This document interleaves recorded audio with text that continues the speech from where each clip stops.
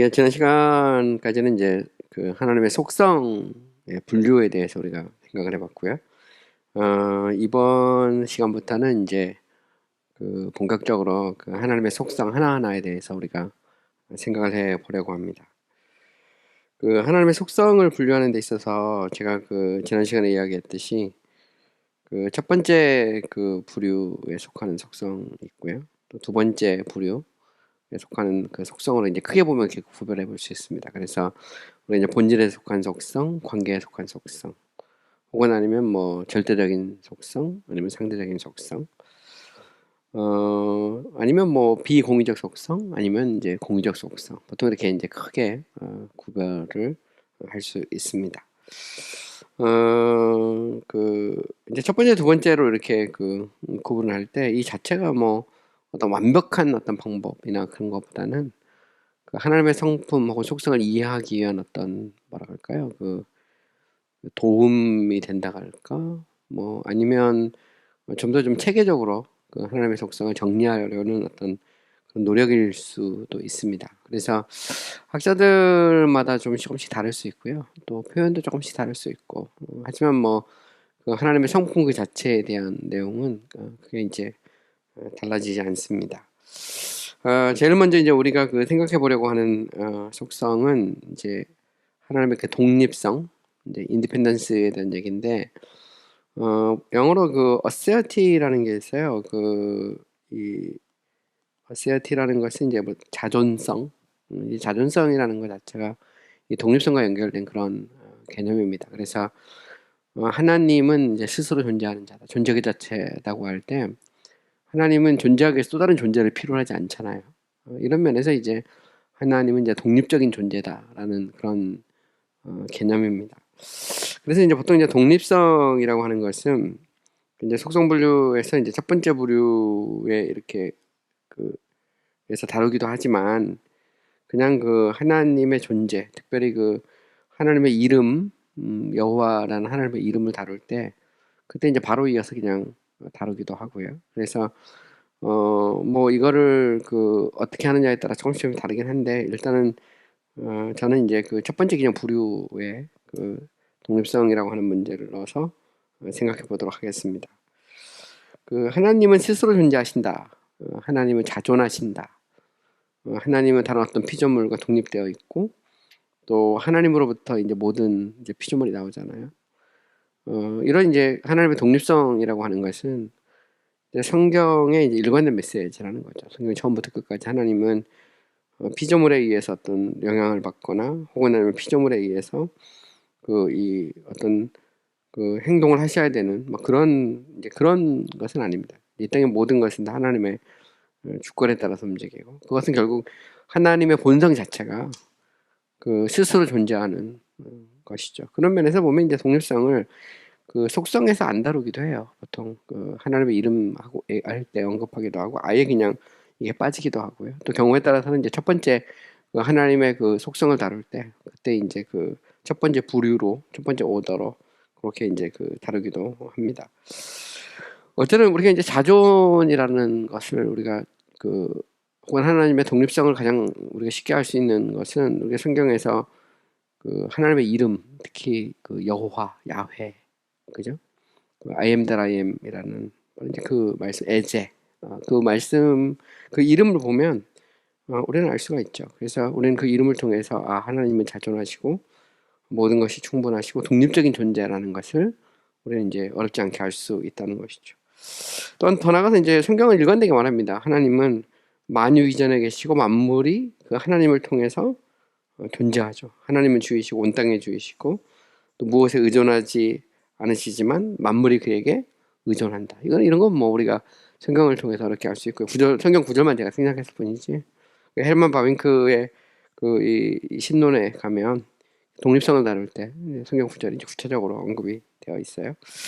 하나님은 죽이기도 하시고 살리기도 하시고 빛과 어둠을 창조하셨으며 평화를 주시기도 하시며 환난을 주시기도 하신다. 이 모든 것의 그 원천, 그죠? 궁극적 원인 그분이 바로 이제 하나님이죠. 우리가 이제 신존의 증명할 때 그 아퀴나스가 했던 그 uncaused cause라는 그 개념을 생각해 보면 뭐 어렵지 않게 알 수 있고요. 우리 성경을 통해서 우리는 알 수 있어요. 하나님은 죽이기도 하고 살리기도 하고 빛과 어둠을 만드셨고 또 때로는 어떤 평화를 만들기도 하고 또 환란을 또 주기도 하시죠. 그죠? 그래서 이 땅에 일어나는 어떤 그런 평화나 혹은 아니면 환란이나 뭐 때로는 어떤 어두움 뭐 이런 것조차도 다 이제 하나님의 어떤 주권 아래 하나님의 뜻 안에 있는 것이죠. 이런 면에서 하나님은 이제 독립적인 그런 속성을 갖고 있다 이렇게 말할 수 있어요. 하나님의 경륜과 그의 선하신 뜻은 이 세상에 일어나는 모든 일의 최종적한 거다. 하나님은 모든 일을 자신의 이름을 위해 자신의 영광을 위해 하신다. 하나님은 아무것도 필요하지 아니하시며 충족하시다. 보통 자충족, self-sufficiency라는 말을 쓰는데 이 땅의 모든 것은 하나님의 뜻에서 벗어나지 않죠. 만약에 벗어나면 하나님 모르는 거거든요. 그럼 하나님 자체가 완전하신 하나님이 아니죠. 그러니까 하나님이 자존자가 되시려면 그잖아요. 이 땅의 모든 존재는 존재하기 위해서 또 다른 존재를 필요로 하는데 만약에 하나님이 자존자라면 그냥 스스로 있는 자고 존재하기 위해 또 다른 존재를 필요하지 않고 그리고 존재 그 자체고 다른 모든 존재는 그를 통해서 나온다면 그죠? 그러면 이 땅에 있는 모든 것은 하나님의 뜻에 따라서 경륜에 따라서 움직여야 된다라는 것을 우리는 알 수가 있죠. 이것은 이제 나중에 가면 하나님의 어떤 섭리에 있어서 하나님과 피조물의 관계를 설명할 때 이 문제가 대두가 되고요. 뭐 당연히 이제 구원론을 할 때도 이 문제는 이 대두가 되죠. 그래서 결국 하나님은 사랑할 자를 사랑하고 미워할 자를 미워하신다. 또 하나님의 선택과 유기 뭐 이런 문제가 나오면 결국 이제 피조물과의 관계 속에서 하나님은 피조물의 생각, 피조물의 뜻에 영향을 받느냐, 거기에 따라서 컨트롤되느냐, 아니면 이 땅의 모든 것이 하나님의 뜻에 따라서 움직여지냐, 여기가 이제 굉장히 중요한 이슈가 나올 수밖에 없어요. 그래서 이 독립성이라고 하는 문제는 하나님의 존재 그 자체와 관련된 그런 속성일 수밖에 없는 것이죠. 그래서 우리가 이제 독립성의 문제를 구분해서 다루거나 아니면 뭐 제일 먼저 다루거나 이렇게 많이 하고요. 아니면 경우에 따라서는 뭐 그냥 중간에 이렇게 등장하게 됩니다. 학자들마다 조금씩 다르지만 어쨌든 독립성이라고 하는 것 자체는 이게 성경적 메시지다라는 것을 알 수 있죠. 하나님은 그 안에 생명을 가지고 있으며 처음이요 나중이요 알파요 오메가요 지금도 계시고 과거도 계시고 앞으로 오실 자다. 이제 다 성경에서 선언하고 있는 것인데 이 땅의 생명체는 또 다른 어떤 생명을 필요로 하거든요. 그래서 사람도 반드시 부모가 있어야 되는 것처럼 그죠? 누군가를 필요로 하는데 하나님은 그렇지 않다는 겁니다. 하나님은 생명 그 자체고 하나님은 처음과 나중이고 알파요 오메가고 과거도 있었고 지금도 계시고 앞으로 오실 이다 라고 할 때 그 자체가 여호와라고 하는 이름 속에도 들어있고요. 또 하나님의 행위 속에서도 이런 모습은 계속해서 드러나고 있고 또 하나님은 성경을 통해서 계속해서 선언하죠. 난 알파요 오메가요 처음과 나중이다 이렇게 말하고 예수 그리스도 당연히 이런 성품을 갖고 있죠. 왜냐하면 예수 그리스도가 영원부터 계신 하나님이고 하나님의 아들이시거든요. 그런 면에서 보면 예수님은 바로 이런 자존성이라는 걸 갖고 있죠. 그래서 이 예수님은 이 성부에게서부터 나오시지만 그럼에도 불구하고 피조물은 아니거든요. 만약 피조물이라면 이 성부만 있고 성자는 없다가 어느 순간 시간의 시점에서 만들어져야 되거든요. 근데 이걸 주장한 게 사실 아리우스예요. 아리우스는 세상을 만들기 전에 이 성부는 성자를 창조했다. 낳았다는 말 그대로 그거를 어떤 시간 속의 창조로 보거든요. 그래서 결국은 그리스도를 만들고 그리스도를 통해서 세상을 만들었다. 이렇게 주장하죠. 그래서 사실 아리우스 같은 경우는 하나님이 예수 그리스도를 통해 세상을 만드셨다. 거기는 아무 문제가 없어요. 근데 조금 더 깊이 들어가면 예수는 피조물이라 이렇게 나오죠. 이제 결국은 왜냐면 삼위일체를 이제 거부하게 되니까요. 근데 어쨌든 이 독립성이라고 하는 문제는 굉장히 이제 중요한 그런 이 이슈입니다. 그 다음에 결국 이제 하나님은 이처럼 이제 그의 존재에서 그의 덕과 온전하심과 그의 작정과 행위에서 절대적으로 독립적이시다. 그는 정신에서 의지에서도 경륜에서도 사랑에서도 능력에서도 독립적이다. 그는 자충족적이며 모든 것에서 독립적인 분으로서 모든 생명과 빛과 사랑의 위로 원천이시고 모든 축복의 근거이시다. 여기 보면 이런 표현들 있잖아요. 작정과 행위, 그 다음에 정신, 의지, 경륜, 사랑, 능력. 여기에서 보면 이거는 이제 완전한 하나님을 전제할 때만이 가능한 겁니다. 그죠? 성경에서 말하는 하나님은 불완전한 하나님은 아니죠. 완전하신 하나님인데, 결국 이 완전하신 하나님이라고 하는 이 개념, 이 본성 속에서 결국 이 하나님의 어떤 독립성 혹은 자존성이라는 것이 우리 신학적으로 이렇게 혹은 철학적으로 생각해 보면 이게 연결되어 있는 거거든요. 다 보면. 그래서 결국 하나님의 완전하지 않다면 하나님은 또 다른 뭔가 존재를 필요하잖아요. 그러면 하나님은 자존하시거나 혹은 독립적인 분이 아니란 말이 되거든요. 결국은 하나님의 자존성 혹은 독립성이라는 것은 하나님의 완전성과 뗄 수가 없어요. 그럼 완전하시다. 그분은 자존하신다. 그분은 독립적이다라고 말한다는 것은 이 땅의 모든 것이 하나님의 주권에 따라서 움직인다는 말이에요. 결국은. 만약 그렇지 않으면 이 하나님이 피조물에 의해서 이 뭔가를 해야 된다면 하나님 안에 그만큼의 가능성을 갖는 거거든요. 포텐셜리티를 갖는 건데 과연 그것이 완전하신 하나님일 수 있느냐 그렇게 말할 때 이제 그건 상당히 복잡한 문제가 되죠. 그건 제가 나중에 가서 좀 더 자세히 얘기를 하고요. 때가 됐을 때. 자, 이제 좀 더 구체적으로 이제 하나님이 이제 자존하신다 혹은 아니면 하나님은 독립적이다라고 말할 때 그것의 의미가 무엇인지 신학적 의미를 좀 더 생각해 보려고 그래요. 물론 뭐 앞에서 나온 내용이지만 조금 더 정리하면 그렇습니다. 하나님의 독립성은 하나님의 자존성과 충족성으로 말미암는 일련의 적극적인 속성들과 짝을 이루는 부정의 방법을 통해 얻을 수 있는 속성이다. 이게 되게 재미난 방법이죠. 보면 이 땅의 모든 것은 다 의존적이거든요. 피조물은. 그러면 하나님은 의존하지 않잖아요. 이 땅의 모든 존재는 존재하기 위해서 또 다른 존재를 필요로 하거든요. 근데 하나님은 존재를 필요하지 않아요. 여기서 되게 재밌는 게 뭐냐면 이 자체가 비아 네가티오니스가 여기에 적용돼요. 부정의 방법이거든요. 첫 번째 질서에 속하는 속성은 본성에 속하는 속성인데 하나님이 본성적으로 누구냐라고 말할 때 그때 그걸 추출하는 방법은 부정의 방법이에요. 피조물은 자존하지 못하거든요. 그죠? 피조물은 독립적이지 않습니다. 반드시 누군가를 의존하고 무엇에 의존하게 돼 있어요. 저희도 마찬가지죠. 뭐 우리가 그 사역을 하는 데 있어서 우리는 성도들의 의존이죠. 성도의 도움이 필요하거든요. 뭐 목사 혼자 할 수 있는 거 아니고 가정을 이루는 데 있어서도 반드시 아내가 있어야 되잖아요. 어린아이가 생존하기 위해서는 반드시 부모의 어떤 도움이 필요하단 말이에요. 인간은 누군가의 도움을 끝없이 요구하고 또 다른 존재를 필요로 하는데 하나님은 어떠냐? 하나님은 그렇지 않다는 거예요. 그러려면 하나님은 충족하셔야 돼요. 자충족적이어야 되거든요. 셀프 서피센시 안 하면 그잖아. 이 자존성이라는 것과 충족성은 떼야 될 수 없는 밀접한 관계가 있는 거예요. 스스로 존재하려면 셀프 서피센시가 아니면 스스로 존재를 못 하잖아요. 저도 제 아내가 없이 살 수 없거든요. 왜 그럴까요? 저는 제 스스로 충족시키지 못하는 거죠, 보면. 그러니까 뭔가 이렇게 채워져야 되는 그런 측면이 있어요.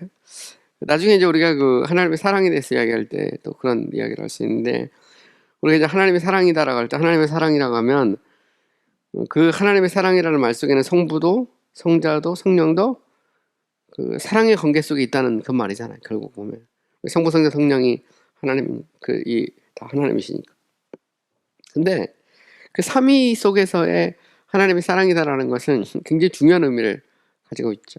왜냐하면 만약 하나님이 이 one person in one nature, 한 본성 안에 한 인격밖에 없다 그러면 인격은 커뮤니케이션이 돼야 되거든요. 펠로우십이 있어야 되는데 그러면 하나님은 영원한 고독 속에 갇히게 되고 그러려면 결국은 이 하나님은 충분성에서 문제가 생길 확률이 높아요.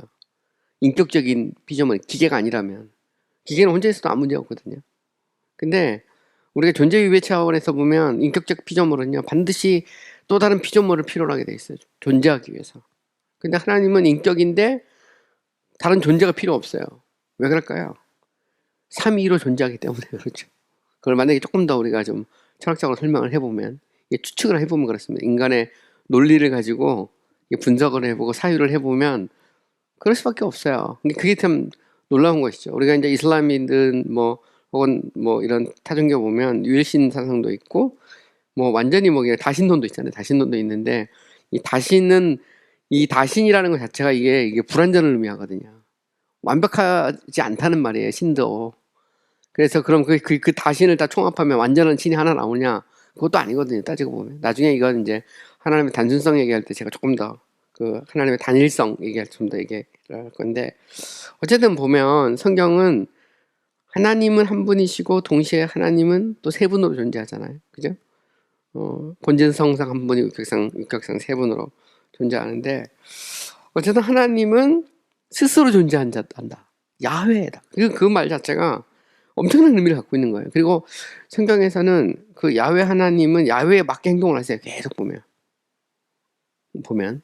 하나님 뭔가 부족한 분이 아니라는 거거든요.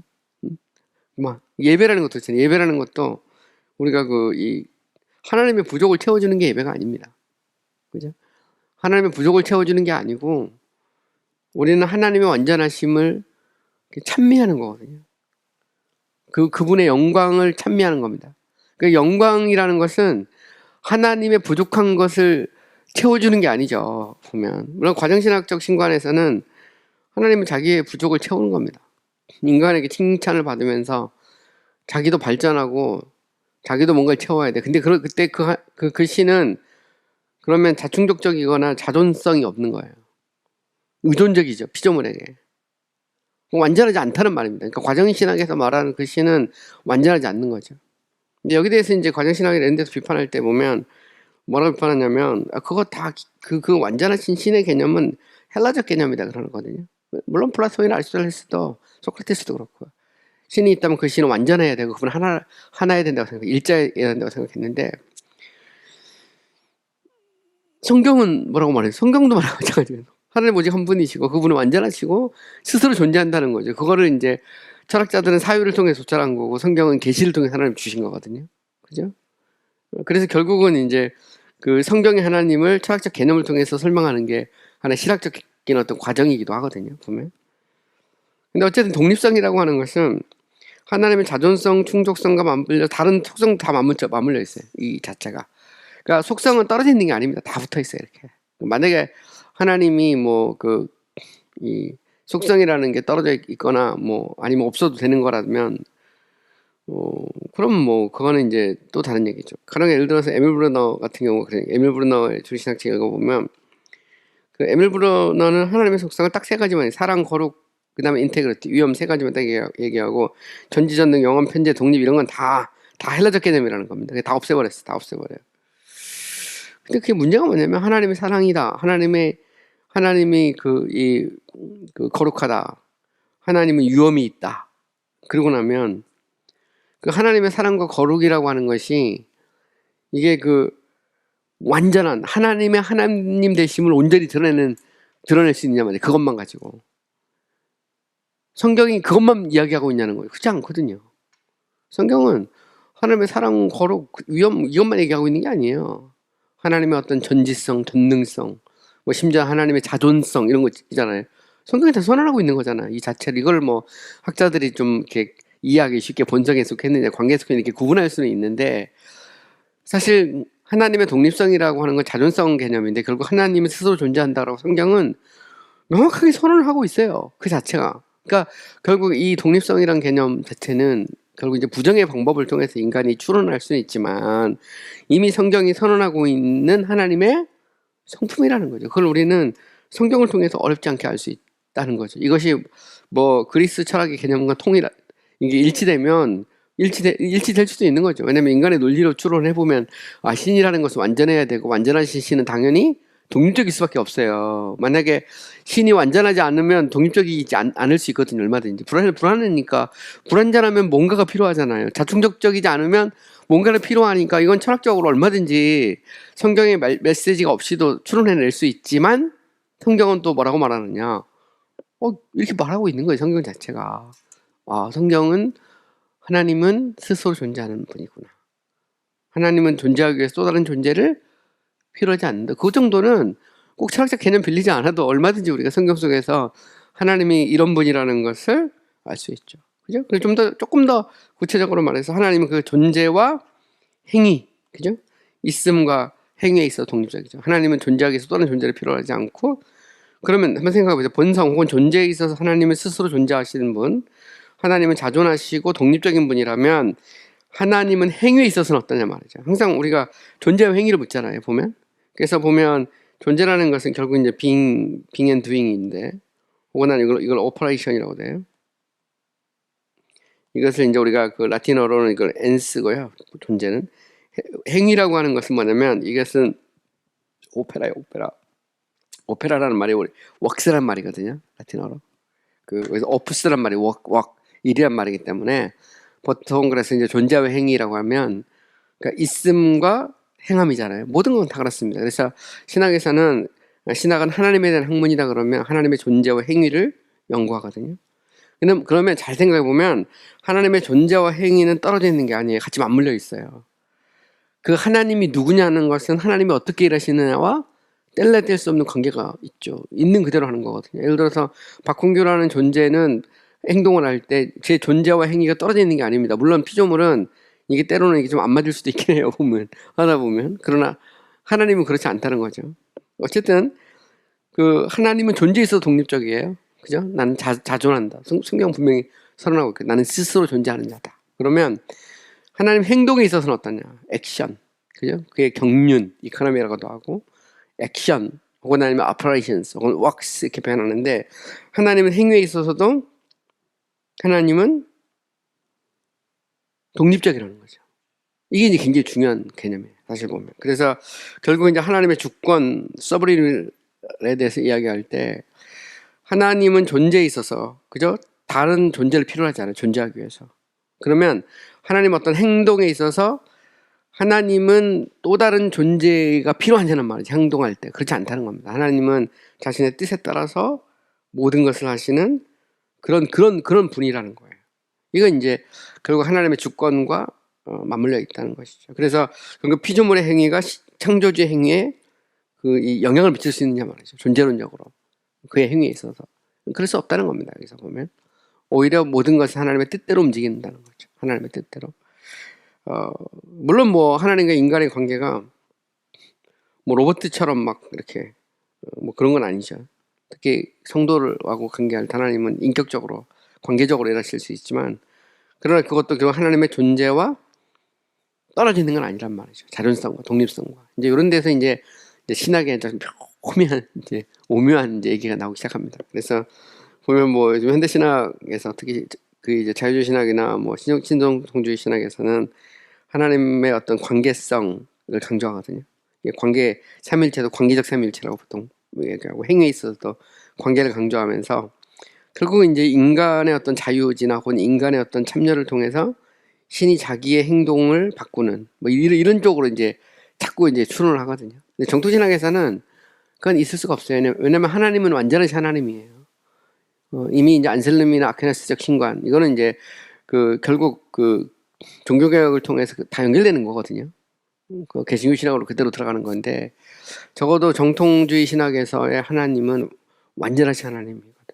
그분은 스스로 존재하고, 그분은 자존하시고, 그분은 그렇기 때문에 독립적이죠. 인디펜던트 한단 말이죠. 그것은 존재에 있어서도 하나님은 독립적이지만 그의 행위에 있어서도 독립적이다. 그 말은 이 땅의 모든 것은 하나님의 뜻에 따라서 움직이는 거죠. 그래서 칼빈의 강요에 보면 아주 재밌는 표현이 나오죠. 재밌는 이야기가 나오는데, 어떤 사람이 이 도끼를 가지고 이렇게 나무를 베다가 도끼 날이 빠져서 지나간 사람이 맞아 죽었어요.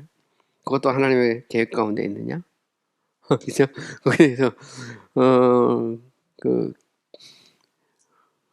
정토신학에서는 당연히 하나님의 계획 가운데 있습니다. 하나님이 깜짝 놀라가지고 이거 어떻게 해다가 이게 도끼 날이 빠져가지고 저 사람이 맞았냐? 그럼 하나님이 모르는 거잖아요, 그 자리에서. 열어놨다는 말이에요. 하나님 안에 그 개연성, probability가 있다는 얘기입니다. 그러니까 하나님 안에 이 포텐셜리티를 갖게 되는 거예요, 잠재태를. 그러면 하나님은 완전하지 않은 거거든요. 하나님은 몰라, 도끼날이 빠져서 맞을지 안 맞을지. 그러면 그거는 모르는 거잖아요. 그 자체가, 모르는 건 여러 가지 이유가 있어요. 그곳에 안 계셔서도 모를 수도 있고, 그건 편재성에서 문제가 생기는 거고, 하나님이 다 모르면 지식에 있어서 문제가 생기는 거고, 그죠? 또 때로는 그걸 막지 못하면 능력이 있어서 문제가 생기는 거고, 너 하나님이 만약에 그걸 살려야 되는데 못 살리면 선에 있어서 문제가 생기는 거잖아요. 자체가 은혜를 베풀어서 살려야 되는데 못 살렸어. 그러면 하나님은 은혜도 문제가 돼요 거기서. 그러니까 결국은 이 하나님의 성품 속성이라는 게 하나님이 누구시냐는 거니까 당연히 그것은 하나님의 행위와 직접적으로 관련되어 있죠. 여기서 이제 수많은 이제 신학적인 그런 토론 이런 논쟁이 이제 여기서부터 막 파생되는 거예요. 그러니까 사실 보면 우리가 뭐 칼빈주의냐 알미니안주의냐 뭐 과정신학적이냐 뭐 이런 맨날 할 때 보면 결국은 그 싸움은 하나님이 누구냐 얘기해요. 결국은 하나님을 수정하지 않고는 하나님의 행위에 있어서 이걸 수정을 못 하거든요. 근데 항상 문제는 하나님을 딱 수정하면 결국 하나님의 완전성을 깨야 되거든요. 이거를 깨면 이제 문제는 항상 그거예요. 그럼 과연 신이라는 것은 뭐냐? 과연 그런 분이 신일 수 있느냐? 그게 이제 큰 문제죠. 그러니까 그렇지 않아도 그죠? 이 독립성이라는 것은 굉장히 깊은 신학적 의미를 이 속에 담고 있어요. 그래서 이것은 하나님의 존재와 속성들은 파생되거나 전달된 것이 아니라 스스로 존재하는. 그러니까 하나님의 존재와 속성은 스스로 존재하죠. 그리고 하나님의 행위도 마찬가지입니다. 하나님은 이 누구에 의해서 어떤 걸 부여받는 분이 아니죠. 그 다음에 이제 이 지혜와 지식에 있어서도 그렇죠. 그러니까 인간의 지혜와 지식은 자라납니다. 어떤 밖에 있는 무언가를 통해서, 교육을 통해서든, 그죠? 저희들도 마찬가지죠. 제가 지금 조신학을 강의하고 있는데, 그 강의를 들으시는 분은 저의 영향을 받는 겁니다. 그래서 지혜와 지식이 자라나든지 아니면 궤변이 자라나든 어떤 뭔가가 생겨나는 거죠. 그 속에 자꾸. 그죠? 그건 무슨 얘기냐면 인간 자체가 뭐라 할까요? 지식에 있어서 한계가 있다는 그런 의미입니다. 그죠? 지혜도 마찬가지고. 그러니까 지식과 지혜는 조금 다릅니다. 지식이라는 것은 말 그대로 그냥 아는 거, knowledge입니다. knowledge. 그죠? 지식이잖아요. 말 그대로 어떤 거를 이렇게 아는, 그리고 지혜라는 것, 위즈덤이라는 것은 뭐냐면 여기에는 인간의 어떤 의지 같은 게 들어가 있어요. 판단 이런 거. 그 말은 지식이라는 것을 일종의 창고라면 지혜는 이 창고 속에 들어있는 걸 쓰는 겁니다. 어떻게 쓰느냐가 되게 중요하죠. 그래서 우리말 속담에 보면 말로 받아서 되로 쓴다, 되로 받아서 말로 쓴다 이런 말이 있어요. 그러니까 되라는 것은 조그만 이런 이제 옛날 쌀 같은 거 이렇게 일종의 도량형 일종인데 말은 10개가 모여서 한 말이 되거든요. 내 지식은 한 대박밖에 안 되는데 이 지식을 쓸 때 이걸로 말처럼 쓰면 이게 지혜롭다 그러잖아요. 그죠? 반면에 이제 가지고 있는 것은 한 말인데 한 배처럼 쓰면 이건 이제 지혜가 없다 이렇게 표현하죠. 그죠? 그거는 이제 아는 거에 비해서 쓰는 게 너무 부족한 거죠. 근데 하나님은 어떠냐? 하나님은 지혜와 지식에 있어서 무한하죠. 부족함이 없으신 분이거든요. 따지고 보면. 그죠? 하나님은 지혜와 지식에 있어서 부족하지 않아요. 만약에 하나님이 지혜와 지식에 있어서 피조물을 통해서 혹은 아니면 자기 밖에 있는 뭔가를 통해서 배워야 한다면 하나님은 완전하지 않죠. 자존하지 않아요. 독립적이지 못해요. 뭔가에 의존하죠. 되게 재밌는 건 그리스 신관을 보면 그리스의 신화들을 보시면 그리스 신들은 끝없이 배워요. 다른 신들을 통해서 지적도 받고 책망도 받고 심판도 받고 그잖아요. 때로는 눈도 뽑히고 그잖아요. 때로는 뭐 그냥 저주도 받고 그잖아요. 그건 무슨 말입니까? 계속 배워야 돼. 그 신은 완전하지 않은 신이거든. 근데 성경이 말하는 그 자존한다, 나는 스스로 존재한다는 그 야훼의 신은, 그죠? 신약에서는 이제 그걸 큐리어스 주로 표현하는데, 그 하나님은 그런 분이 아니거든요. 하나님은 지혜와 지식에 있어서 완전해. 다른 피조물이 필요가 없어요. 하나님은 발전하지 않죠. 발전이 필요가 없어요. 만약에 하나님이 계속해서 이걸 알아가고 축적하고 인간처럼 그러면 하나님은 지혜와 지식에 있어서 완전하지 않죠. 물론 예수님이 사람으로 오셔서 그 키와 지혜가 자라났다. 성경에 써 있어요. 그죠? 그 말은 무슨 얘기일까요? 인성의 측면에서. 신성의 측면에서는 그러면 안 되거든요. 근데 거기에서 이제 신학적인 그런 그 어떤 그 긴장 같은 것들이 존재해요. 인성과 신성의 관계죠. 예수님은 인간으로 오셨고 지혜와 그 지식이 자라나 크면서, 그죠? 그건 축적되죠. 그거는 인간으로는 우리가 똑같이 불완전하단 말이거든요. 완전하지 않단 말이에요. 그러면 그리스도의 완전성은 어디서부터? 신성에서 오는 거죠. 하나님. 이거는 인간의 논리와 사고로 이해할 수가 없어요. 한 인격 안에 두 본성이 연합되어 있다. 이걸 hypothetical union of two persons in one nature라고 하거든요. 한 본성 안에 그 이 두 개의 어떤 two natures죠. inner person 잘못 말했어요. hypothetical union of two natures in one person. 한 인격 안에 두 개의 본성. 그러니까 신성과 인성이 그 이렇게 연합되어 있다. 이 자체가 이게 이제 이해가 안 가거든요. 사실 보면 성경은 그렇습니다. 성경은 결국 믿음의 영역에 나중에 가면, 그러니까 우리가 그 예수님의 그 수많은 그 기적들을 보고 그 자체를 그게 무슨 과학적으로 입증할 수 있는 게 아니잖아요. 보면 뭐 설명을 해볼 수는 있겠죠. 어떤 분이 뭐 오병이어 기적 같은 거 가지고 그 아인슈타인의 상대성 원리 가지고 그걸 이렇게 설명하는 뭐 그런 걸 근직을 본 적이 있는데, 그게 설명이죠. 설명에 불과한데 결국 믿음의 영역이죠. 하나님이 역사하시면 얼마든지 초자연적으로 자연을 뛰어넘는 일이 일어날 수 있다. 그걸 이제 우리는 믿는 것입니다. 결국 신학이라는 것은 믿음의 영역이죠. 왜냐하면 인간의 이성을 뛰어넘는 내용들이 너무나 많거든요. 하나님이 완전하시다라고 할 때 그 완전성, 그러니까 특히 여기서는 자존하고 개념이니까 하나님은 스스로 존재한다고 할 때 그거는 하나님은 지혜와 지식에 있어서도 또 다른 피조물을 필요로 하지 않는다는 거죠. 스스로가 지혜와 지식에 있어서 완전하신 하나님이라는 거죠. 그래서 그 아퀴나스가 이런 얘기를 하거든요. 하나님은 외적인 것들에 기초해서가 아니라 신적인 본성 안에서 신적인 본성으로 외적인 것들을 아신다. 이게 되게 이제 중요한 개념입니다. 그래서 결국 그 하나님의 본성과 하나님의 지식이 떨어져 있는 게 아니라는 거죠. 맞물려 있다는 겁니다.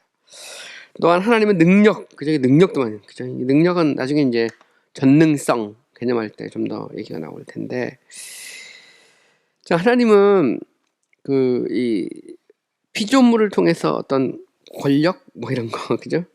그 이 피조물에 또 의존해서 하나님 행동하지 않는다는 겁니다. 이건 되게 중요한 개념이죠. 우리가 하나님을 이제 전능하다 그러잖아요. 전능성. 하나님은 전능하다라는 것은 능력에 있어서 한계가 없다는 말인데, 무한성이죠. 능력에 있어서 한계가 없다는 말인데, 이게 전지 전능, 이게 다 이제 다 부정의 방법을 통해서 얻는 식이에요. 하나님의 속성이거든요. 근데 그 하나님이 전능하다라고 하는 것, 이것은 하나님의 자존성과 맞물려 있어요. 하나님은 이 스스로 존재한다는 것 속에는 이 땅의 모든 것을 하나님은 자신의 뜻대로 하실 수 있는 능력이 있다는 말이거든요. 그것이 그 속에 내포되어 있어요. 사람을 살릴 수도 있고 죽일 수도 있고 그 모든 게. 근데 하나님은 피조물의 뜻에 의해서 행동하는 게 아니라 하나님의 주권에 따라서, 하나님의 뜻에 따라 써버리는 일이죠. 그죠? 보면. 그래서 결국 피조물의 어떤 행동도 그 하나님이 일하시는 그 방식을 방해하거나 뒤집거나 통제하거나 멈출 수 없다. 왜? 하나님은 자신의 주권적인 뜻에 따라 행하시는 하나님이라는 거죠. 이것은 자존성이라고 하는 것과 때려뗄 수 없는 아주 그 밀접한 관계를 가지고 있죠. 그래서 우리가 믿는 하나님 어떤 하나님이냐? 주권적인 하나님이시죠. 그죠? 스스로 존재하시는 독립적인, 자충족적인, 전능하신, 그죠? 지혜 그 자체이고 능력 그 자체이신 바로 그 하나님, 그 하나님을 우리가 믿는 거죠. 그게 이제 성경이 말하는 하나님이고, 그것이 사실 정통주의에서 말하는 하나님이에요. 교부시대 이후로 쭉 이어서 내려오는 그 신관이거든요. 그 신관을 지금도 이제 우리가 인정하느냐 인정하지 않느냐 이런 문제는 있을 수 있어요. 여기에 따라서 이제 수많은 신학적인 논쟁과 그런 수많은 이제 신학적인 그런 어떤 토론 뭐 이런 것들이 이제 나올 수 있죠. 결국 이제 하나님의 독립성 혹은 자존성이라는 것은 모든 피조물은 하나님께 의존한다는 겁니다. 그죠? 그리고 모든 피조물은 본성상 필수적이지 않고 의존적이죠. 컨틴전트하다 말이에요. 컨틴전트라는 것은 그 일종의 개연성이죠. 그러니까 피조물이라는 것은 스스로가 아니라 그 뭐에 의해서 자꾸 영향을 받아요. 우리는 자꾸 영향을 받습니다. 독립적이지 못하죠. 보면. 근데 하나님은 그런 분이 아니라는 거죠. 결국 모든 피조물, 하나님을 빼고 모든 피조물은 필수적으로 존재하는 것도 아니고 그 자기 스스로 모든 걸 다 할 수 있는 것도 아니죠. 다 컨틴전트하다는 겁니다. 달려 있어 뭐해, 그죠? 그러니까 결국은 여기 보면 여기 독립성이 아닙니다. 잘못됐어요. 독립성이 앞에 하나 빠졌어요. 여기 보면 비독립성, 디펜던스입니다. 의존성. 의존성입니다. 의존성이라는 것은 뭔가 좀 인피리어리하다, 좀 더 뭔가 좀 열등하다, 부족하다 이런 말입니다. 그죠? 하나님이 만약에 피조물을 의존한다라고 하면 피조물에게 의존하면 하나님이 그건 부족한 거죠. 피조물보다 못하다는 겁니다. 근데 그거는 이제 하나님의 독립성, 자존성을 생각할 때 그건 있을 수 없다는 거죠. 하나님은 superior, 그죠? To any other things. 그러니까 세상에 있는 어떤 것보다도 하나님은 더 우월하신 하나님입니다. 그리고 이 땅의 모든 존재는 그 하나님에게서부터 나오죠. 만물이 그에게서부터 나온다. 그리고 그에게로 돌아간다. 다 성경적인 선언입니다. 이걸 이제 조금 더 신학적으로 묵상을 하면 뭐 이런 얘기들을 이제 할 수 있다는 거예요. 쭉 이렇게 관련해서. 하나님의 독립성에 대해서 조금 더 우리가 좀 폭넓게 생각해 보면 그렇습니다. 이 하나님은 독립성이라는 걸 제가 이미 얘기했던 것처럼 이건 이제 결국 이제 자존성하고 맞물리는 건데, 그죠? 이거는 심지어 이방 종교나 철학 같은 경우도 신이 있다면 그 신은 독립적이라고 인정한다는 겁니다. 그것이 우연이든 자연이든 운명이든 행운이든, 그죠? 다 모든 것이 그에게 의존하는 어떤 최고의 존재, 최고의 세력이 있다. 그걸 인정하고 있다는 거죠. 보면 심지어 이방 종교 어떤 절대자, 그죠? 그래서 철학자들은 이 하나님을 이제 절대자라고 보통 표현하죠. 절대자. 혹은 뭐 때로는 뭐 경우에 따라서 일자 뭐 이렇게 표현해. The one 이렇게 대문자로 해가지고 쓰기도 하고요. The absolute 이렇게 표현하기도 하고요. 그죠? 기독교 신학에서 이걸 이제 자충족성, 자존성, 뭐 전충족성, all sufficiency 말하는 겁니다. 독립성, 뭐 위대성 이렇게 불러와서 greatness, 그죠? 독립성, independence. 동방에서는 다른 데서 기원하지 않으시고 다른 원인을 필요로 하지 않으시며 나아지지 않으신 하나님의 존재를 생각하고 말해왔다. 이 말은 무슨 얘기냐면 만약에 신이 있는데 그 신이 누구에게서 나왔다. 그러면 이게 이제 문제가 있는 거죠. 또 다른 원인이 있다. 그것도 이제 한계가 있는 겁니다. 그죠? 또 나아졌다. 이것도 이제 결국은 뭔가 어떤 원천, 그죠? uncaused cause로서의 어떤 궁극적인 어떤 존재가 있다는 거는 뭐 이방 종교가 됐든 혹은 아니면 철학이 됐든, 그죠?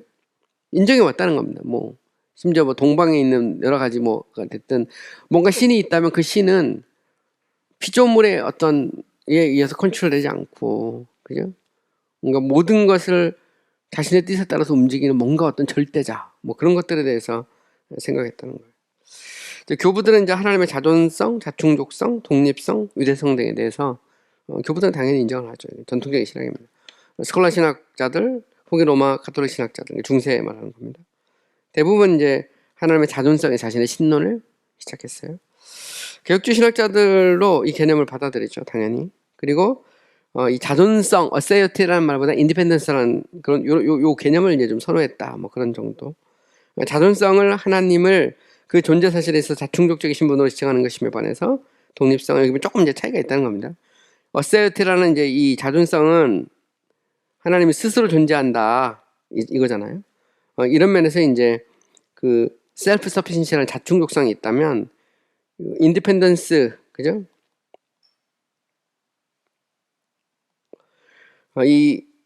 여기서 보면 이제 이 독립성이라는 거, 자존성은 존재에 있어서 스스로 존재한다는 존재에 있어서의 어떤 이 독립성, 자충족성을 얘기했다면 독립성이라는 건 이제 모든 것에 있어서 자충적적인 요런 이제 요런 데 조금 차이가 있다는 겁니다. 개혁 신학자들은 하나님의 독립성을 하나님의 본질에 속하는 속성으로 인정했다는 거예요. 그래서 그 이 개혁주의 신학자들 중에서 하나님의 독립성을 하나님의 속성들 중 제일 먼저 이렇게 그 이 배치한 사람들도 있어요. 중간에 조금 끊겼는데 가령 예를 들어서 누가 이 하나님의 독립성을 제일 먼저 이렇게 다룬 사람이 있는데 현대 신학자 중에 보면 웨인 그루던 같은 경우를 속성 분류할 때 하나님의 독립성을 제일 먼저 이렇게 다뤘습니다. 옛날 좀 고전적인 신학자 중에서는 인디펜던스 문제가 문득 원래 있는데 강의안이 있는데 지금 좀 잘렸어 정리하면서 어쨌든 보면 이렇게 하나님의 독립성을 제일 먼저 다룬 그런 신학자들이 있습니다. 네, 거기에 대해서는 이 얘기를 하는 거고요. 근데 뒷부분에 조금 지금 뒤에 잘렸어요. 자, 그 다음에 또 하나 이제 우리가 생각해 보려는 하나님의 또 다른 성품이 있어요. 그건 뭐냐면 oneness 혹은 unity라고 그러잖아요. 한 분, 그죠? 하나님은 이 오직 한 분이시다, 그죠? 그래서 오직 이 땅의 신은 오직 한 분이라는 바로 이제 그게 소위 말하는 유니티 원니스거든요. 근데 이 유니티 원니스라는 것은 사실 자존성하고 떨어져 있는 것은 아닙니다. 그러니까 하나님은 독립 스스로 존재하잖아요. 그래서 우리 독립성이라는 개념을 이제 생각하는데 하나님은 스스로 존재하실 뿐만 아니라 그 하나님은 한 분이다라는 게 이제 성경에서 계속해서 이야기를 하고 있어요. 그래서 이거는 이제 원리스라고 할 때 혹은 유니티라고 할 때 이건 이제 성경의 메시지고 또 기독교 신의 핵심적 개념이죠. 한 분이라는 것, 오직 한 분이라는 것. 근데 신론에서 위치는 중요성보다는 어원에 기초를 한다라는 것입니다. 이것은 이제 무슨 얘기냐면 한 분이다라고 할 때 이 유니티라는 것이 이게 하나님의 속성으로 다루는 그런 신학자들도 있고요. 또 경우에 따라서는 이걸 이제 삼일체에서 하나님의 본성의 단일성, 싱글리스니스 그거 다룰 때 이제 삼일체에서 보통 많이 다루기도 해요. 또 어떤 신학자들은 하나님의 한 분이심을 아예 하나님의 이 첫 번째 질서에 속하는 본성에 속하는 속성으로 이렇게 이야기합니다. 왜냐면 하나님 오직 한 분이니까. 그래서 이제 이거는 어떤 그런 뭐랄까 기원 오직 한 분이라는 사실에서부터 보통 이제 생각을 한다는 그런 의미고요. 어쨌든 하나님 한 분이라는 사실은 뭐 성경과 하나님이라는 개념, 그죠? 우리가 하나님이라 할 때 God, 그죠? 데우스 혹은 아니면 뭐 God 혹은 야훼라고 할 때 이 하나라는 게 원래 한 분이신 분이라는 그런 뜻입니다. 그래서 보면 이미 우리가 이제 한 분이신 하나님이라는 말을 이미 쓰고 있는 거죠. 여기에 보면 하나님의 이 oneness, unity를 이제 이야기하고 있는 겁니다. 그래서 우리는 하나님은 본질상 한 분이다 이렇게 말하죠. 근데 하나님의 oneness, 하나님의 unity라고 하는 것을 신학자들은 하나님의 첫 번째 질서에 속하는, 그러니까 본성에 속하는 속성 중에서 이걸 제일 먼저 다루는 사람도 있고 또 경우에 따라서는 이걸 뭐 중간에 그냥 언급하는 학자들도 좀 다양해요. 가령 예를 들어서 튜레틴하고 픽텟 같은 경우는 이 문제를 하나님의 존재를 다룬 다음에 바로 다룹니다. 하나님의 존재, 하나님 이런 분이다. 존재를 다룬 다음에 바로 이제 하나님의 한 분이심에 대해서 이야기하고요. 그 다음에 에드워드 레이 같은 경우는 이 하나님의 지식과 의지를 다루기 전에, 그죠? 그러니까 하나님의 지식과 의지를 다루기 전에 독립성과 함께 이 한 분이심에 대한 문제를 다뤄요. 하지만 이제 결국은 하나님에 대한 어떤 하나님 한 분이신 하나님에 대한 성경적 언어에 대한 어떤 필연적 함축으로 보죠. 마스트리트는 이거를 처음부터 다루지 않고요. 마스트리트의 글을 읽어보면 하나님의 spirituality, 그 다음에 하나님의 immutability, 불변성, 영성, 불변성, 그 사이에 단순성이 있습니다. 하나님의 영성, 단순성, 불변성. 그 다음에 이제 뭐가 나오냐면 바로 이제 이 한 분이심, 유니티의 문제를 다루고 있어요. 그러니까 결국은 이거를 이제 좀 더 본성에 속한 속성에서 앞으로 당기느냐 뒤로 중간에 두느냐 이거는 학자들마다 조금씩 차이가 있어요. 리처드 밀러 같은 경우는 이제 그 정리를 할 때 그 유니티의 문제를 이제 인디펜던스 문제와 같이 다룹니다. 그래서 존재와 한 분이심은 하나님 오직 한 분이니까, 그죠? 그래서 그 하나님의 독립성과 하나님의 한 분이심을 같이 다루거든요. 그래서 학생들마다 조금씩 이제 어쨌든 이 차이가 있을 수 있어요. 성경이 이제 하나님은 한 분이라는 것은 뭐 성경에 여러 곳에 있지만 그 중에서 몇 구절 이렇게 우리 인용해 보면 신명기 6장 4절 이스라엘에 들으라 우리 하나님 여호와는 오직 유일한 여호와시니까 결국 여호와는 한 분이라는 거죠. 신명기 33장 39절 이제 나 곧 내가 그인 줄 알라 나 외에는 신이 없다. 이것도 오직 한 분, 그죠? 뭐 성경을 보면 하나님 외에 다른 신이 없다 그러잖아요. 그래서 십계명에도 이 나 위에 다른 신을 두지 말라. 그죠? 너희를 위해 새긴 우상을 만들지 말라. 이 성경은 명확합니다. 그래서 오직 하나님 한 분, 소위 이제 유일신이죠. 근데 이 유일신 사상과 이 삼위일체 이게 이제 같이 조화를 이루는 기독교 신학이죠. 그래서 기독교는 다른 신을 인정하지 않습니다. 오직 여호와 하나님 그분만 우리가 섬기고 그분만을 인정하죠. 그것은 하나님의 그런 그 원네스 혹은 유니티 하나님의 한 분이심을 명확하게 선언하고 있는 것입니다. 신명기 4장 35절에 보면 이것을 내게 나타내면 여호와는 하나님이시며 그 외에는 다른 신이 없음을 내게 하는 다른 신이 없단 말이죠. There is no other God, 그죠? But God. 다른 신이 없어요. 하나님 외에 다른 신이 없다. 이게 이제 성경의 명확한 선언입니다. 고린도전서 8장 4, 6절에도 보면 우상에 대해서 얘기할 때, 그 우상의 제물을 먹고 안 먹고 뭐 이런 것들에 대해 이야기할 때, 그 사도 바울이 우리가 우상은 세상에 아무것도 아니며 또 하나님은 한 분밖에. 신약에는 똑같죠. 구약이나 신약이나 이 신구약을 일관되게 소위 말해서 하나님의 그 어떤 유일성, 그죠? 그 유일신 사상을 인정하고 있죠. 여기 보면 그 하늘과 땅에 신이라 불리는 자가 있어 많은 신과 많은 조가 있으나 그러나 우리는 한 하나님 곧 아버지가 계시고 만물이 그에게서 났고 우리도 그를 위하였고 또한 주 예수 그리스도께서 계시니 만물이 그로 말미암고 되게 재밌죠. 예수 그리스도가 창조주죠. 신이죠. 그죠? 여기 보면 결국 그리스도와 아버지는 본성상 한 분이라는 걸 의미하는 거거든요. 결국 따지고 보면. 그리고 이분은 독립되어 있죠. 잘 보면 이 구절 안에 뭐가 있냐면 만물이 그로 말미암고 한다는 건 하나님의 그 이 독립성과 하나님의 하나 되심이 같이 존재하죠. 그죠? 여기서 보면 속성 자체가 떨어져 있지 않습니다. 보면. 그래서 하나님이 오직 한 분이다라는 것과 하나님이 스스로 존재한다. 그죠? 모든 만물이 그에게서 나왔다라는 것 자체가 이 땅에 있는 모든 것이 그에게서 나온 것은 하나님에게서 나온 거거든요. 그것은 모든 만물이 하나님에 의존한단 말이고 결국 하나님의 그런 이 어떤 뭐랄까요 그 자존성과 하나님의 그런 이 한 분이심은 때려 뗄 수 없는 그런 개념입니다. 디모데전서 2장 5절에 보면 하나님은 한 분이시오 또 하나님과 사람 사이의 중보자도 한 분이시니 그죠? 사람이신 그리스도 예수라 하나님도 한 분이시니 곧 만유의 아버지시라. 보면 한 분, 그죠? 하나님 오직 한 분이다. 이게 소위 말하는 유니티 원네스예요. 자, 그럼 여기에 대해서 조금 더 신학적인 어떤 그 해석이 좀 필요하겠죠. 하나님은 한 분, 라틴어로 우누스라고 합니다. 우누스. 하나의 한 분이시면 하나의 본성이죠. 원 유니티. 이걸 라틴어로 유니쿠스라고 그래요. 그래서 하나님은 우누스 에트 유니쿠스 이렇게 씁니다. 라틴어로 우누스 에트 유니쿠스. 이것은 하나님은 한 분이시고 한 본성을 갖고 있다. 유니쿠스에서 유니쿠스는 이제 그 원 네이처를 강조하는 그런 표현입니다.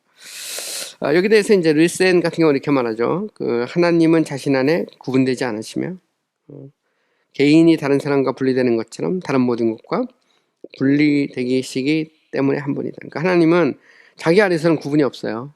만약 하나님이 본성상 자기 안에 구분이 있으면 하나님은 소위 말하는 이제 그 다신론이 되거든요. 그러니까 하나님의 신성에 구분이 있잖아요. 그러면 그 다신이 됩니다. 신 자체가. 그죠? 근데 하나님은 자신 안에 구분이 없죠. 그러나 마치 사람과 사람이 구별되듯이 구별되거든요. 그죠? 세퍼레이트 된단 말이에요. 이런 면에서 하나님은 원네스, 한 분이죠.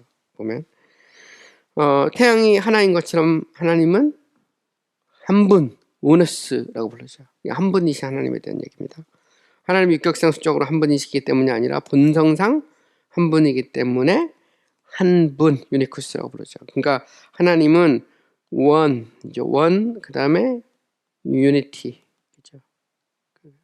영어로 원, 하나님 한 분이고 그러면서도 하나의 본성을 갖고 있죠.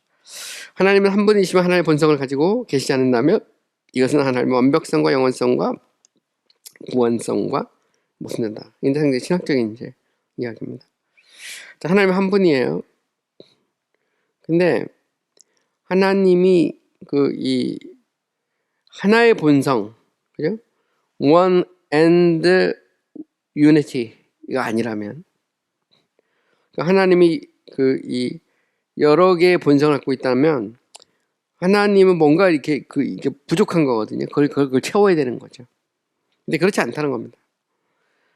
하나님은 완전하시고 영원하시고 무한하신 하나님이고, 그 하나님은 존재하기 위해서 또 다른 존재를 필요하지 않고, 그 하나님은 오직 한 분이라는 거죠. 그러니까 자기가 존재하기 위해서 또 다른 존재를 필요하지 않아요. 만약에 또 다른 존재가 필요하잖아요. 그러면 하나님은 완전하지 않다는 겁니다. 보면. 그럼 시간적 차이가 존재하고 그 사이. 그럼 영원성이 깨지죠. 그 말은 결국 하나님은 무한하신 분이 아니라는 그런 의미거든요.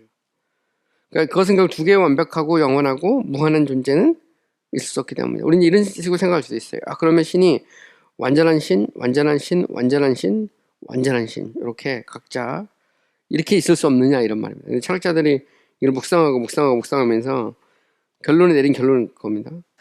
그렇지 않다는 거예요. 이 자체가 완전히 그러면 이거를 합쳐서 완전히 되느냐, 그렇게 말할 수도 없고, 결국 완전하신 하나님은 존재한다면 그분은 한 분이셔야 된다는 거예요. 한 분이지 않으면 완전하지 않다는 얘기입니다. 뭔가 부족하다는 얘기죠. 부족하기 때문에 또 다른 어떤 존재를 필요로 한다는 겁니다. 보면. 그래서 우리가 그런 다신론 같은 데 보면 막 신들끼리 싸우잖아요. 계속 보면.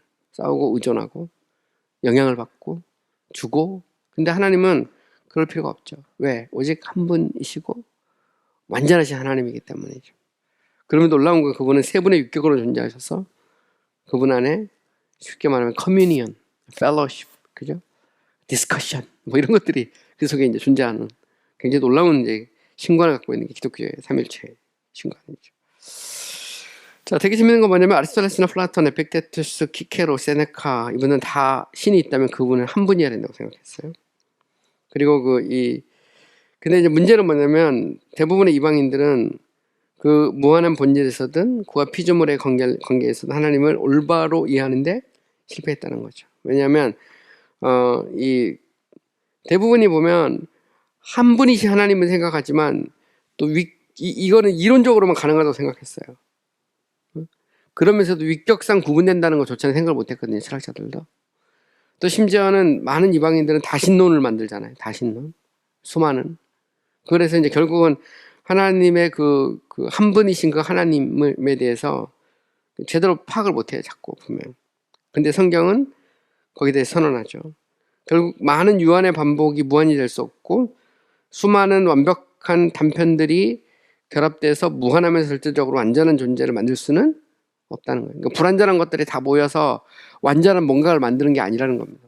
그게 아니고 오직 성경은 한 분 계신데 그분이 완전하시다. 부족함이 없는 완전하신 하나님에 대해 성경은 선언하고 있죠. 에드워드 레이는 이렇게 말합니다. 가장 높은 정도로 완벽한 것은 오직 하나일 수밖에 없다. 그 하나가 모든 완전한 것들을 포함해야 하기 때문이다. 이렇게 주장합니다. 신은 완전하신다고 할 때 그 완전하신 하나님은 한 분이시다. 그죠? 우리가 이 한 분이심을 우리는 또 단순성이라는 것은 하나님은 오직 한 분이다라는 바로 그 사실이에요. 그 사실이거든요. 하나님은 자신이 존재하기 위해서 또 다른 존재를 필요하지 않는다는 그런 의미입니다. 이게 사실 이 단순성과 그 다음에 이 하나님의 하나되심, 그리고 그 하나님은 영이시다. 그리고 하나님은 스스로 존재한다. 이게 떨어져 있지 않아요. 다 같이 맞물려 있습니다. 이게. 논리적으로 보면 연결되어 있죠. 뭐 소위 이제 소크라테스나 플라톤, 피타고라스 같은 사람도 이렇게 같은 견해를 갖고 있었어요. 그러니까 하나님은 오직 한 분이다. 그리고 그 하나님은 완전하다. 그러니까 결국은 신이 존재하면 그 신은 한 분이어야 되고 그 신 자체가 완전해야 되는 거예요. 왜냐하면 그 신이 한 분이 아니라는 얘기는 불안하다는 얘기, 뭔가 다른 신이 필요하다는 얘기거든요. 그럼 그 신들이 다 모여서 그러면 하나 완전을 이루냐, 그것도 아니라는 겁니다. 보면 그게 이제 그 이 성경적인 그 하나님의 단일성에 대한 이야기예요. 그 성경에서 이제 다른 신들이 막 나오잖아요. 다른 신들. 근데 그거는 주로 이제 성경에서 능력과 관련해서 비유가 되죠. 그리고 오직 우리가 하나님 한 분만 섬겨야 된다. 나머지 다 우상이라고 성경은 명확하게 선언하죠. 결국 하나님의 독립성, 한 분이심, 이거는 비블리컬 메시지, 성경적 메시지죠. 또 이거는 그 이 하나님의 존재와 본성과 이름에서 쉽게 얻을 수 있는 개념입니다. 그러니까 하나님이 한 분이고 하나님은 독립적, 존재 그 자체라는 것은, 독립적이라는 것은 뭐 얼마든지 그 이 성경을 통해서 알 수 있고요. 꼭 철학적인 어떤 추론 아니더라도.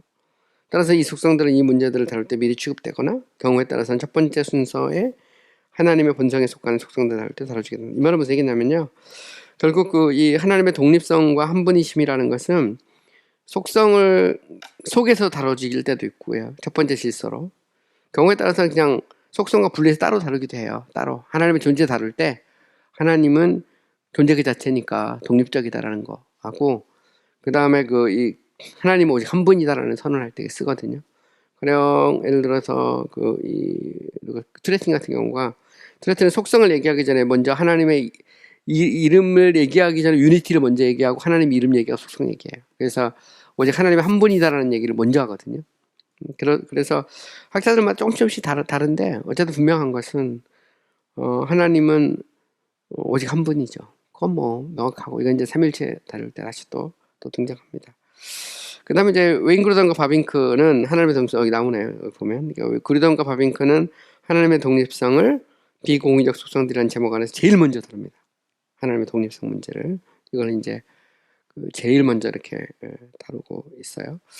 자, 이제 다음 시간에는 제가 이제 단순성에 대해서 좀 생각하려고요. 단순성, 영성, 불변성 이제 계속 나가는데, 하나님의 단순성의 개념은 굉장히 이게 복잡하고 그러면서도 오랜 그런 개념입니다. 교부들, 그 다음에 중세 종교개혁자들, 후기 개신교 신학자들까지 이어오는 오랜 그런 신학적인 역사를 갖고 있어요. 단순성의 문제는. 그래서 이 문제는 제가 이제 나중에 다음 시간에 좀 더 자세히 여러분들하고 얘기해야 되는데, 이거는 단순성 문제는 한 번 강의를 해야 될 수도 있어요, 따로.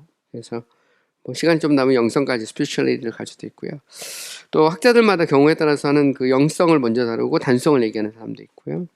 단성을 먼저 얘기하고 영성을 얘기하는 경우가 있어요. 왜냐면 하나님은 영이시다라는 개념, 바로 이제 거기에서 하나님은 이 진료가 아니다, 육체가 아니다, 거기서 이제 이 단성의 개념이 나오거든요. 형상과 진료와의 이런 그 관계에서. 그거는 뭐 당연히 이제 그 여호와라는, 나는 스스로 존재한다는 그 개념하고도 또 이렇게 같이 맞물려 있는 그런 개념인데, 여기에 대해서 제가 다음 시간에 자세히 얘기하고요. 오늘은 여기까지 하겠습니다. 네, 수고 많이 하셨습니다.